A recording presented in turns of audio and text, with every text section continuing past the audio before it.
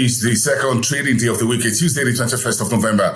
Hello, everyone. I am Bosin Namafai. Just a quick run through the markets before we get into the big stories across the continent. The markets came back for over the weekend on Monday with a negative, finishing with the Nigerian market just holding the tail quote of 71,000. The BRVM down by 0.23%. That's the composite. The BRVM 30 fell also yesterday, and the BRVM Prestige fell roughly 1%, as we saw a sell down in some of the biggest names on the regional exchange, such as Societe Generale. The Egyptian market came back with 0.56% on Monday. Sunday, the stock market in Egypt, the EGX 30 was better by 2.02%. The rest of that region came back on Monday. The Casablanca stock market and the stock exchange in Tunis finished in the green. So, the Egyptian market finished in the red. The Nairobi stock market pulled back 12 basis points from where it was on Friday, starting the week on a soft note, 90.19 on the all-share index. The GSE, however, finished in the green, 0.54% at 74,321. Let's get on to see what's the big news. Of course, you know the news already. As far as Kenya is concerned, the World Bank and the IMF are pouring billions of dollars in financial lifeline support for President William Ruto. But the Kenya will have to cut subsidies to zero because that's part of the conditions that the IMF is placing on the table for the lifelines that's been thrown at the administration in Nairobi. And Kenya Power is reporting about 3.2 billion shillings in losses, net loss for the quarter, just finished in September because the shilling is depreciating very fast. Similar comments were made on Monday when James Mwangi, the group CEO of Equity Group Holdings PLC, spoke to investors about the company's third quarter earnings.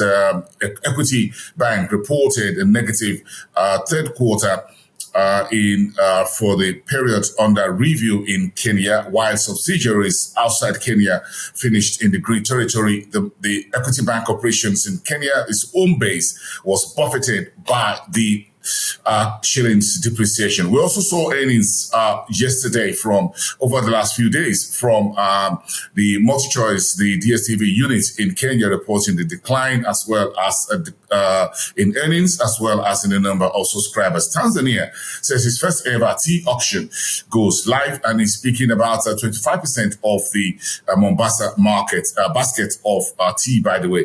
And then you've got the World Bank suspending about $1 billion worth of projects in DR Congo. Let's take you to West Africa.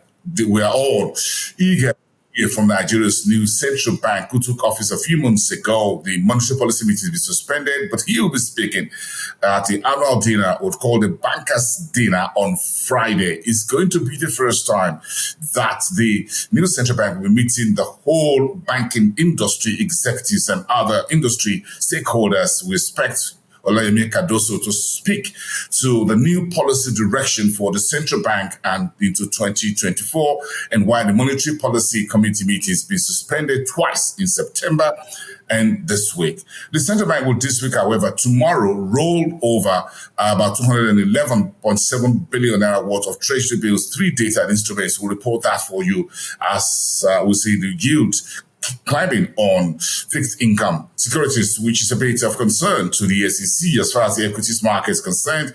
The NGX done roughly 35% index return this year, beating inflation in Nigeria about 27.3% as far as October is concerned. NASD listed RDL says it's paying 30 naira dividend per share to its shareholders. That will be paid on December the 14th. And the Fitch says it's in progress with the Ghana's external debt deal, and that could happen before the end of the current year. And Oriole Resources have signed a deal with Ghana's BCM for the gold exploration in Cameroon. About $500,000 will be the initial payment for that deal. Then an additional $4 million will be paid for that transaction.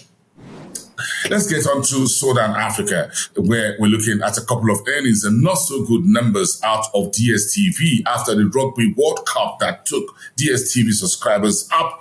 That's down by about 500,000 because South Africans are going streaming across other platforms and no longer on DSTV. Not so good for that iconic pay television, DSTV, digital satellite television with footprints in 3 major markets in Africa: Nigeria, Ghana, and Kenya. Mozambique is reporting GDP up nearly 6% in the third quarter ended September, while the EU and Angola are signing their first ever sustainable investment facilitation fund. And the horticulture is being scaled up in Zimbabwe. The country is looking at green shoots and targeting $1 billion in exports from horticulture this year, trying to catch up with big names in that sector, such as Kenya. Let's look at Africa needing faster development of gas and renewables, and that's according to a new report by PwC, that advisory organization with footprints across Africa and around the world. Let's finish up in North Africa, the northern part of the continent. Let's check in what's making the headlines this Tuesday as we get into the deeper end of the current, with Egypt and Saudi Arabia are looking to use their local currencies for joint trade.